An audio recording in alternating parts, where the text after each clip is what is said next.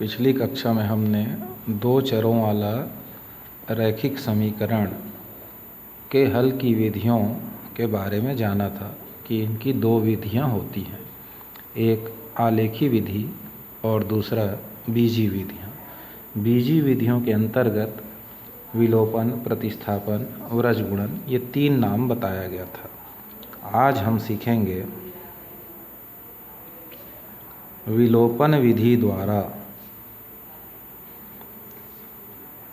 दो चरों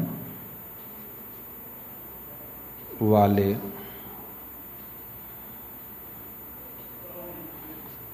रैखिक समीकरण का हल ज्ञात करना। तो इसके लिए एक प्रश्न लिखते हैं। Example 1, 2x + 3y = 5, 3x - 2y = 1। पिछली कक्षा में हमने बताया था कि दो चरों वाले रैखिक समीकरण को हल करने के लिए दो समीकरण देना अनिवार्य है। तो यहाँ पर हमको दो समीकरण दिया गया है। हम दिए गए समीकरणों में 2x - 3y = 5 को पहला समीकरण और 3x - 2y = 1 को दूसरा समीकरण मान लेते हैं। यहाँ पर हम जिस विधि से इस प्रश्न को हल करने वाले हैं उसका नाम क्या है? विलोपन विधि।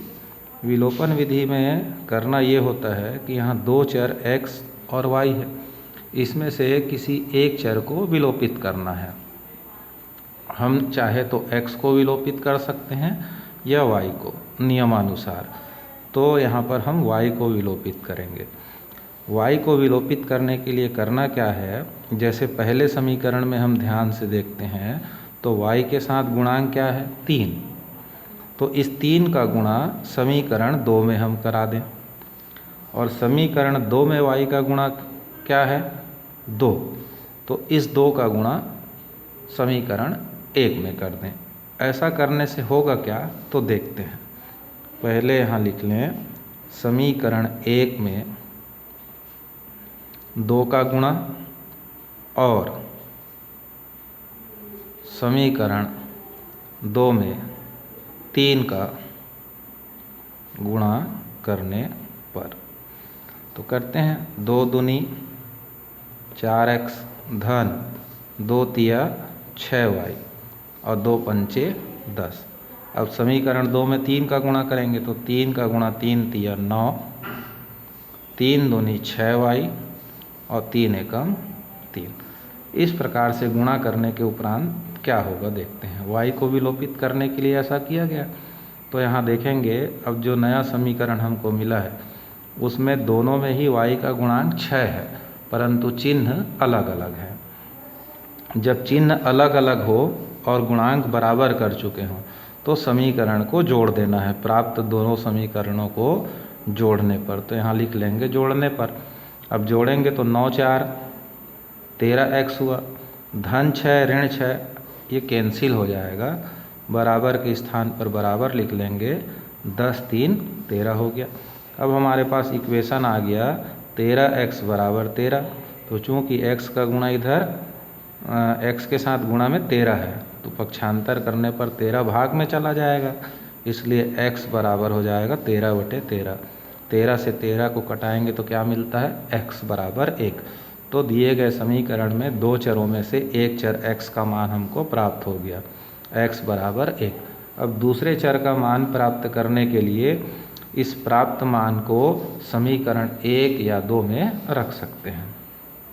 तो यहाँ लिखना होता है x का मान समीकरण 1 में रखने पर।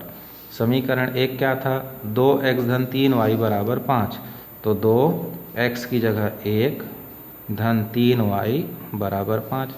तो 2 एकम 2 हो जाएगा, धन 3y = 5।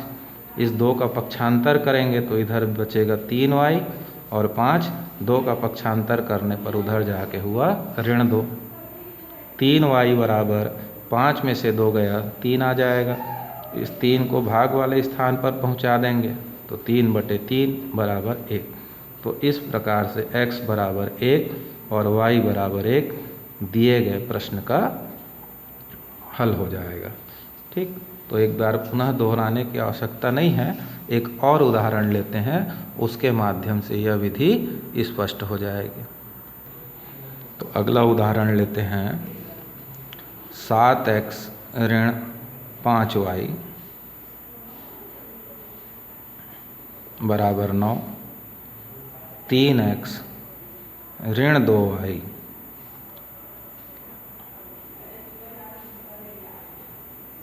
बराबर 7 हो गया। दो समीकरण हो गए, इसको 1 नंबर देना है, इसको 2 नंबर। अब क्या करेंगे, y का गुणांक बराबर करने के लिए समीकरण 1 में किसका गुणा करें, तो समीकरण 2 में y का गुणांक क्या है, 2, तो इस 2 का गुणा लिखें। और समीकरण 1 में y का गुणांक क्या है, 5, तो इस 5 का गुणा समीकरण 2 में करना होगा। तो यहाँ लिखेंगे समीकरण 1 में 2 का और समीकरण 2 में 5 का गुणा करने पर गुणा करते हैं तो 2 सत्ते 14x, 5 दूनी 10y और 9 दूनी 18। फिर समीकरण 2 में 5 का, तो 5 तिया 15x, 5 दूनी 10y और 5 सत्ते 35 हो गया। अब यहाँ y का गुणांक तो बराबर कर लिए, पर पिछले प्रश्न में क्या देखे थे, एक धन में था एक ऋण में था, तो नियम लगाया जोड़ने पर। अभी यहाँ दोनों का चिन्ह समान हो, ऐसी स्थिति में यहाँ पर लिखना पड़ता है घटाने पर। तो जब घटाने पर लिखेंगे तो यहाँ धन 15 है, अब उसको ऋण 15 समझना होगा। ऋण 10 को धन 10 समझेंगे और धन 35 को ऋण 35। यानी अब 14 में 15 गया तो क्या बचेगा, -x। ऋण 10 में ऋण 10 जाएगा तो ये कट जाएगा, और 18 में 35 गया तो ये बचेगा 2 और 15 ऋण 17। तो x बराबर क्या मिल गया, ऋण 17। ठीक, अब इस x के मान को कहाँ रख देंगे, समीकरण 1 में। तो x का मान समीकरण 1 में रखने पर, तो 7 गुणित ऋण 17 ऋण 5y बराबर 9। तो 17 सत्ते ऋण 119 ऋण 5y धन 9। तो ये हो जाएगा ऋण 5y बराबर 9, 119 को उधर भेज देंगे तो धन 119, ऋण 5y जोड़ेंगे तो 119 और 9 128, ऋण 5y बराबर 128। तो y बराबर ऋण 128/5। अब ऋण 128 को 5 से भाग दे दीजिए, तो 5 दूनी 10, फिर 5 पंचे 25, 5 छक्के 30। तो इसका उत्तर आ गया 25.6। जरूरी नहीं है कि हर बार प्रश्न का उत्तर हमारा पूर्णांक में ही आए, दशमलव अंक में भी आ सकता है। तो इस प्रकार यहाँ देखा गया, तो x बराबर हमको मिला ऋण 17 और y बराबर मिला ऋण 25.6। एक और उदाहरण लेते हैं जिससे स्थिति और बनाने की विधि एकदम स्पष्ट हो जाएगी। प्रश्न क्रमांक 3 ले लेते हैं, या उदाहरण नंबर 3।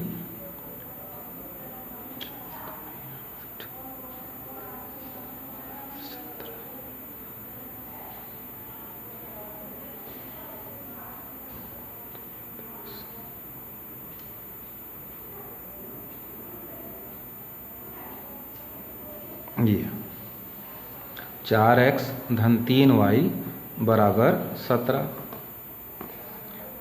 और 5x ऋण 4y बराबर हो गया ऋण 2। ये दूसरा समीकरण हो गया। क्या देखे थे, समीकरण 1 में y का गुणांक कितना है, 3, तो इस 3 का गुणा करना है समीकरण 2 में। समीकरण 1 में y का गुणांक कितना है, 4, तो इसका गुणा करेंगे 1 में। यहाँ लिख देंगे समीकरण 1 में 4 का और समीकरण 2 में 3 का गुणा करने पर, तो 4 चौक 16x, 4 तिया 12y और 17 चौक 68। समीकरण 2 में 3 का गुणा, 5 तिया 15, 4 तिया 12 और 3 दूनी ऋण 6। जोड़ेंगे, क्यों जोड़ेंगे? क्योंकि जो y का गुणांक बराबर किया है उसमें एक धन चिन्ह में है, एक ऋण चिन्ह में है। तो यहाँ पर फिर से जो प्रश्न लिया गया उसमें जोड़ने पर बनेगा। तो जोड़ेंगे तो 16 और 15 31x, धन 12 ऋण 12 कट जाएगा, 68 में 6 गया 62।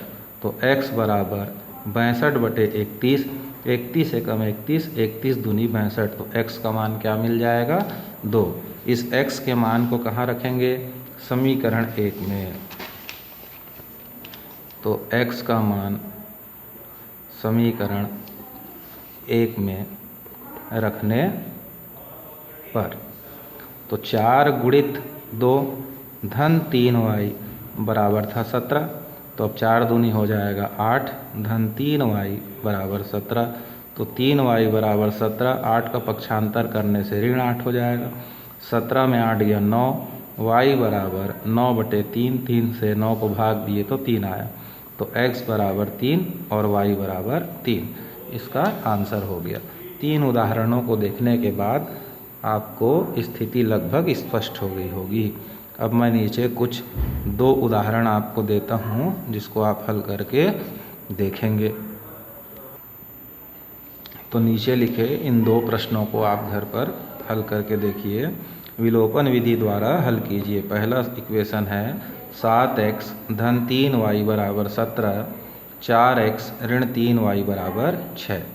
दूसरा इक्वेशन है 9x ऋण 5y बराबर 4, 7x ऋण 6y बराबर 1। इनका उत्तर मैं यहाँ लिख देता हूँ।